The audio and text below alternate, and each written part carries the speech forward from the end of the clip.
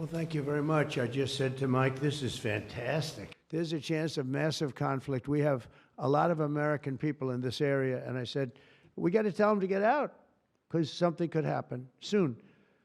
And I don't want to be the one that didn't give any warning and missiles are flying into their buildings. It's possible. So I had to do it. I had the choice. Do I do it or not? Doing it has its downside, but it also has its upside, like you're going to save a lot of lives if it should happen. Hopefully that doesn't happen. Right? Thank you.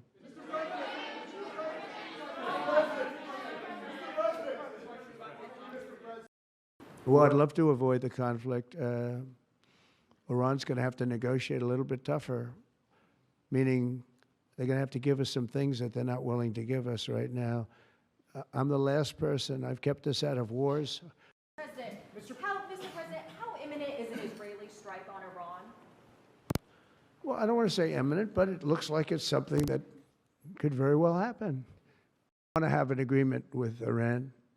We're fairly close to an agreement. We are fairly close to a pretty good agreement. It's got to be better than pretty good, though, but it's got to be, I'd much prefer an agreement. As long as I think there is an agreement, I don't want them going in because I think that would blow it. Might help it, actually, but it also could blow it. But we've had very good discussions with Iran. Whether or not we get there, I can't tell you, but it'll happen soon. I say this, Peter, very strongly. They can't have, whether it's going in or not going in, they can't have a nuclear weapon. I'd prefer the more friendly path. Run some of the largest auto dealerships in Southern California. At present, the competent Iranian authorities have confirmed that the Natanz enrichment site has been impacted and that there are no elevated radiation levels. They have also reported that at present the Esfahan and Fordow sites have not been impacted. This development is deeply concerning. I have repeatedly stated that nuclear facilities must never be attacked, regardless of the context or circumstances, as it could harm both people and the environment. Despite the current military actions and heightened tensions, it is clear that the only sustainable path forward for Iran, for Israel, the entire region, and the international community is one grounded dialogue and diplomacy to ensure peace, stability, and cooperation. I call on all parties to exercise maximum restraint to avoid further escalation. I reiterate that any military action that jeopardizes the safety and security of nuclear facilities risks grave consequences for the people of Iran, the region, and beyond. And I quote, "Any armed attack on and threat against nuclear facilities devoted to peaceful purposes constitutes a violation of the principles of the United Nations Charter, international law, and the statute of the agency." Close citation. The IAEA continues to monitor the situation closely, stands ready to provide technical assistance, and remains committed to its nuclear safety, security, and safeguards mandate in all circumstances.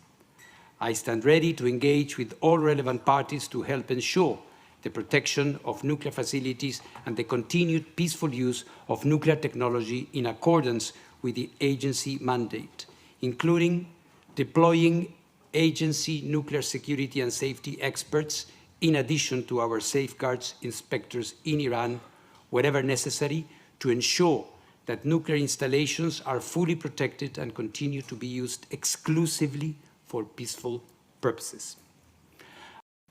I wish to inform the Board that I have indicated to the respective authorities my readiness to travel at the earliest to assess the situation and ensure safety, security, and non-proliferation in Iran.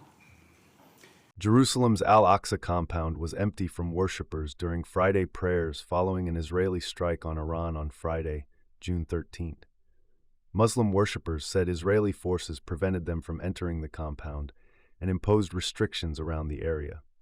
Israel carried out strikes on Iran in the early hours on Friday, targeting its nuclear facilities, ballistic missile factories, and military commanders at the start of what it warned would be a prolonged operation to prevent Tehran from building an atomic weapon. Israeli Prime Minister Benjamin Netanyahu warned the Israeli public that they may have to spend prolonged periods in bomb shelters ahead of an anticipated retaliatory strike by Iran. Reuters video showed closed shops in the Old City of Jerusalem and worshippers performing Friday prayers in the street. Al-Aqsa lies at the heart of Jerusalem's Old City. It is Islam's third holiest site and is known to Jews as Temple Mount.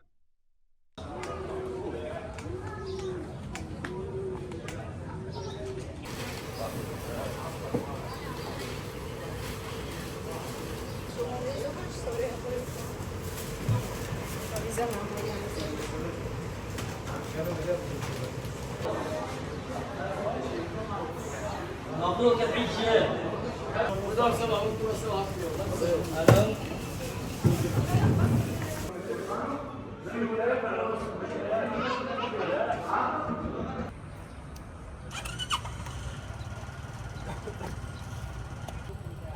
Mañana 2 p.m.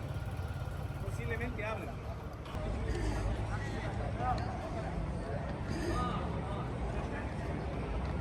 I came to pray, but they prevented me. The soldier prevented me. We argued and she pushed me back and she asked me to return back and I returned back. I've been sitting here in Damascus Gate for 2 hours, hoping to go through, and maybe find a group of people and pray together with them. Even if we pray on the stairs, this is our country, land, and our situation.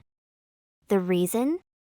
They are saying that there is a war between Israel and Iran. I hope the war happens, and I hope it will be strong, so we can be done with all of this, God willing. Only people who live in the old city can enter. Reporter, where are you from? We are from near Nazareth, Turin. We came to pray in Al-Aqsa. Not only they close the mosque inside but also around Jerusalem walls and prevent us from entering. We are over 60 years old and we traveled 180 kilometers to pray Friday prayers in Al-Aqsa, but they are preventing us under the pretext of the security situation. But we saw on our phones that they told people to exit the shelters and the situation is now better. They are preventing us. We don't know what to do.